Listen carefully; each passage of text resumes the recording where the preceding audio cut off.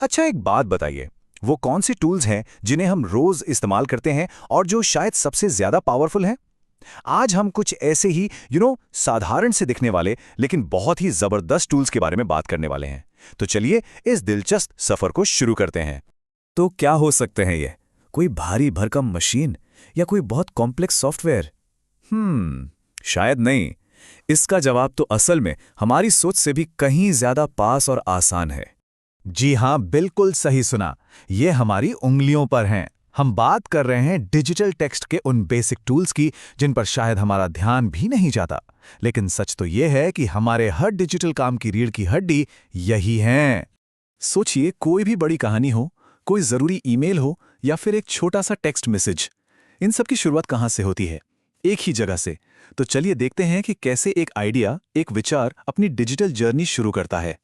सबसे पहला स्टेप, एक खाली स्क्रीन, बिल्कुल ब्लैंक। पर ये खाली स्क्रीन असल में तो अनगिनत संभावनाओं से भरी है ना? ये एक ऐसी जगह है जहां कुछ भी लिखा जा सकता है, कुछ भी बनाया जा सकता है। यहीं पर तो आइडियाज जन्म लेते हैं। और फिर हम शुरू करते हैं टाइप करना। कीबोर्ड पर हर एक क्लिक के साथ जो भी हमारे दिमाग में चल रहा होता है, वो सारे आइडियाज ठोस, पढ़ने लायक शब्दों में बदल जाते हैं। सच कहूं तो ये किसी जादू से कम तो नहीं है। तो ठीक है, हमारे शब्द स्क्रीन पर आ गए, पर यहां काम खत्म नहीं होता। असल में तो असली काम अब शुरू होता है। अब हम एक मूर्तिकार बन जाते हैं और इन शब्दों को तराशना शुरू करते हैं, उन्हें सही शेप, सही मतलब देते हैं। लेकिन कुछ भी बदलने से पहले सबसे जरूरी क्या है? सबसे पहले हमें यह चुनना होता है कि आखिर बदलना क्या है। टेक्स्ट को सिलेक्ट करना, ये समझिए कि उन सारे पावरफुल कामों का एंट्री गेट है जो हम आगे करने वाले हैं। ये देखिए, यहां कट और पेस्ट की पावर का एक बेहतरीन उदाहरण है। पहले वाला वाक्य देखिए, कैसा उलझा हुआ, बेमतलब सा लग रहा है। और फिर बस कुछ क्लिक्स और वही शब्द एक एकदम साफ और मीनिंगफुल सेंटेंस बन जाते हैं। ये तो ऐसा है जैसे किसी ने सारी उथल-पुथल को सही तरीके से जमा दिया हो। और ये होता है इस तिकड़ी की वजह से, कट, कॉपी और पेस्ट।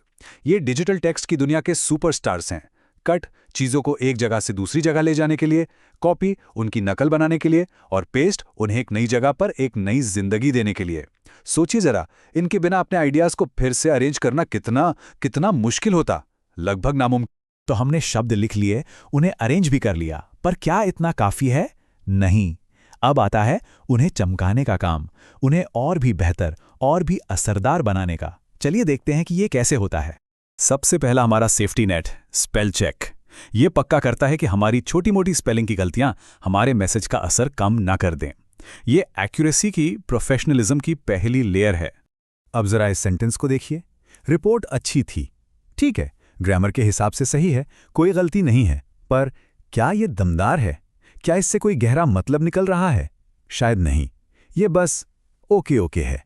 और यहीं पे एंट्री होती है थिसॉरस की। अब देखिए, अच्छी की जगह हम क्या क्या कह सकते हैं? रिपोर्ट ज्ञानवर्धक थी, व्यापक थी या प्रेरक थी। देखा कैसे सिर्फ एक सही शब्द ने पूरे मैसेज का मतलब और उसका असर ही बदल दिया। कमाल है ना?